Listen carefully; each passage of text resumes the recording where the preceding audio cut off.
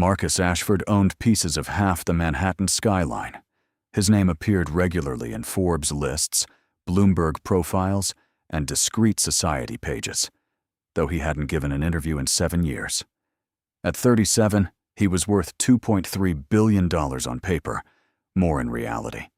And yet the only thing that ever truly kept him awake at night was the same question that haunted most people. Who would ever want him if they didn't know about the money?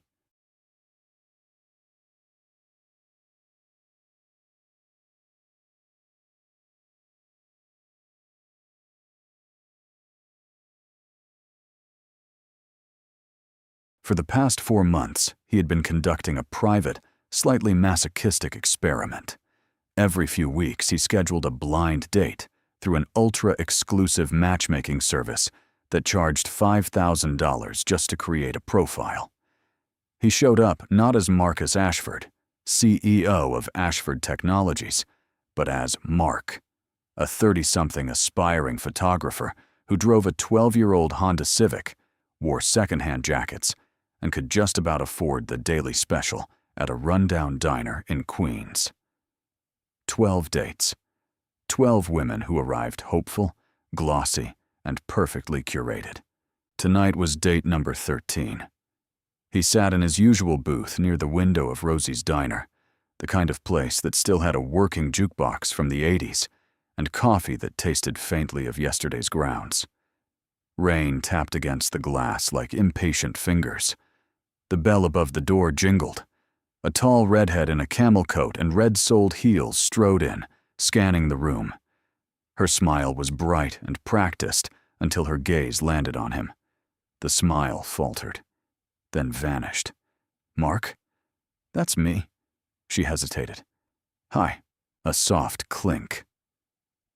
Elena Rodriguez, the evening waitress, set a fresh glass of water in front of him. She had been watching the parade for months now. Same booth, same man, same disappointed women. Tonight, her dark eyes held quiet sympathy. "Is my desperation radiating that obviously?" Marcus asked, half joking. "Only to someone who's had a front-row seat for the last 12 shows," Elena replied, with a small wink. She slid a slice of apple pie across the table without Elena nodded slowly. "Then why do you keep fishing in a pond full of women who joined a $5,000 matchmaking app?" Marcus blinked. "How do you—" "I'm observant." She tapped the glowing logo on his phone screen. "My roommate used it last year. Came home crying because the guy ghosted her after she admitted she was a barista. Different pond, same sharks." She straightened as another customer waved for a check. "Maybe you're looking in the wrong place, Mark." Over the next 3 weeks, Marcus stopped scheduling dates. They talked in snatches, 5 minutes here, 10 minutes there. He learned she was 28, studying fine art part-time at night while working 2 jobs and raising her 17-year-old sister, Sophia.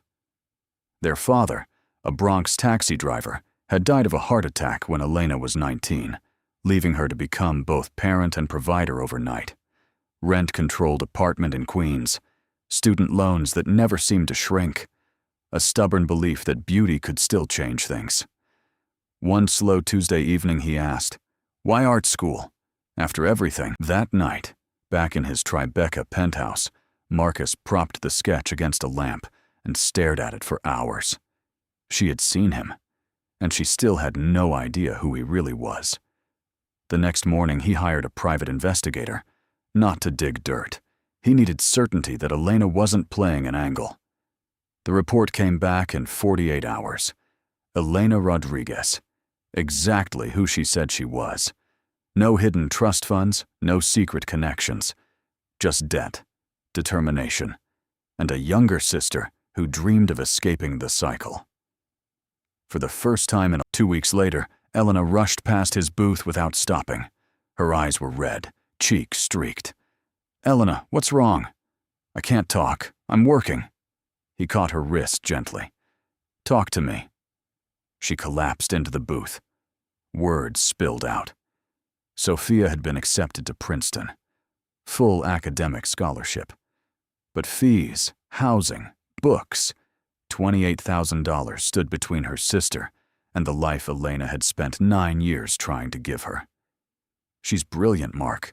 This is her ticket out. That night, Marcus made quiet calls. Using proxies and anonymous trusts, he flagged Sophia's file, directed emergency funds and grants toward her case, never attaching his name. 4 days later, Elena burst through the door, vibrating with joy. Princeton reevaluated her package. We only need $4,000 now. She's going. She threw her arms around him. When she pulled back, her eyes were shining with suspicion. Did you do this? Me? I'm a broke photographer, remember? No, she said slowly.